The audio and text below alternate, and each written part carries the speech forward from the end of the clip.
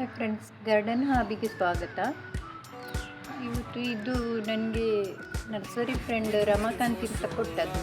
ಇದನ್ನು ನಾನು ಈ ಥರ ಅಲಂಕಾರ ಮಾಡಿದ್ದೀನಿ. ನೋಡಲಿಕ್ಕೆ ತುಂಬ ಚೆನ್ನಾಗಿ ಕಾಣ್ತದೆ. ಗೌತಮ ಬುದ್ಧ ಇದು.